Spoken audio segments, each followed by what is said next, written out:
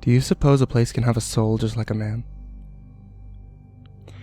Is it possible that a spiritual essence lingers in its confines, hewn into the flesh of its plaster and stone, the bones of its beams? These may have been the places that we called haunted, or maybe there were more of them than we perceived. Maybe some were just quieter than others, maybe some were restless. Maybe they stirred and spun the echoes of our lives. A resident identity of ages, maybe. I had always been a skeptic, but my time aboard the Odyssey, drifting nowhere and bound for nothing, turned my doubt into wonder for many fantastic and frightening things. I could very well blame the change of heart on my growing delirium. I'd been slowly losing my connection with reality for some time by then, after all. That would have explained my paranoia and superstition, but I couldn't reason away the reality of what I heard.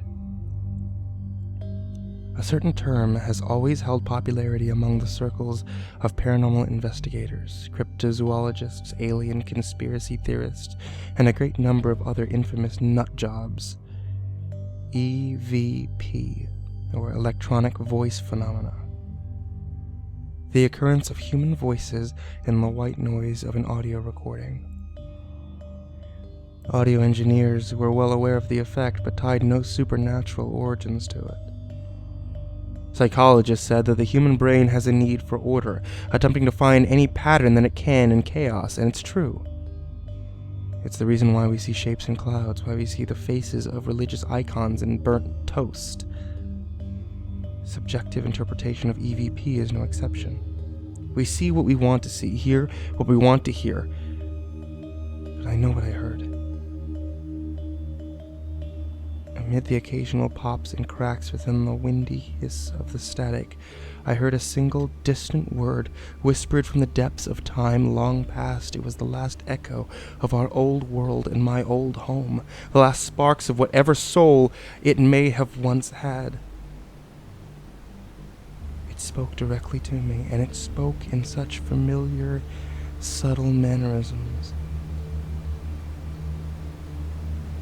Daddy? My son. My little boy. I was half asleep, nodding off after my 14th hour of monitoring the common channel, but I heard him.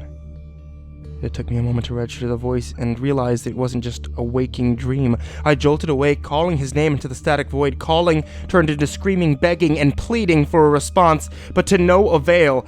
I fell to my knees in a fit of tears and despair, sobbing to the point of lightheadedness. One simple word, the most beautiful word I've ever heard, the only word I'd heard spoken by another in nearly a year, and it was gone as quickly as I recognized it. I felt betrayed. I felt abandoned and lonelier than I'd ever felt in all the hours, days, and months alone in that godforsaken ship. The depression killed me. It left me bedridden for weeks.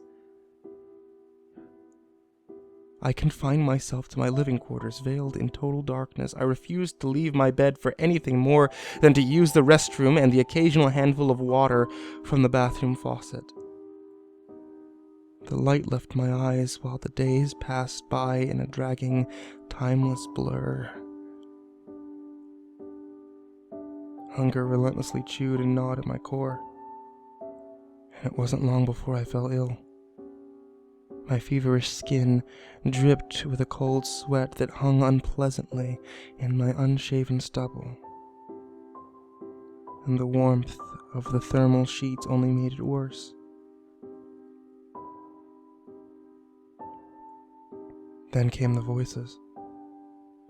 My wife, my child, James, and a plethora of others, both familiar and alien, spoke to me from beyond the shadows. They spoke to me from the corners of the room, from beyond the portal door, from the depths of space, from back on Earth.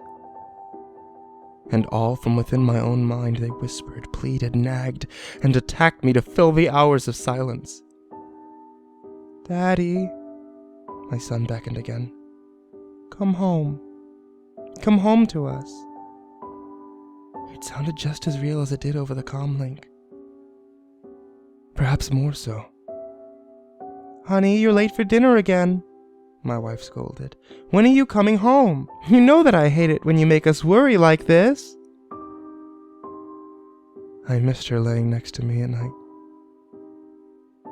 I thought of her every time I turned over to the colder, drier side of that queen-size bed.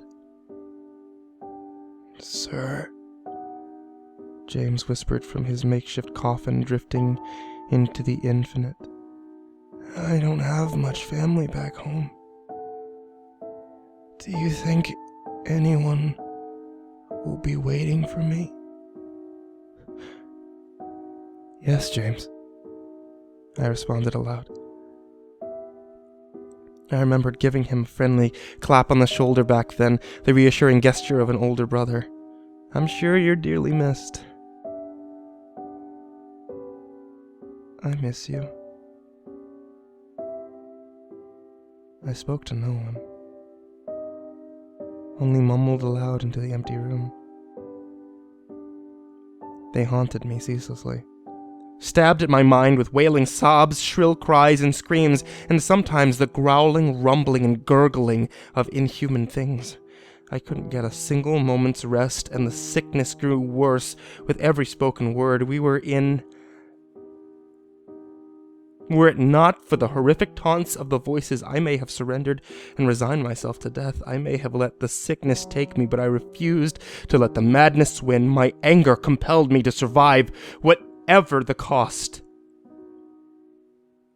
Weak and dizzy from sickness, I crawled desperately to the end of my bed as the sheets bunched and wrinkled in my grip.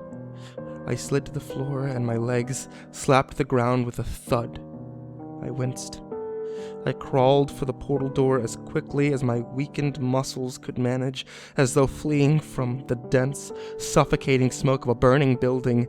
I was certain that my salvation lay just beyond the threshold.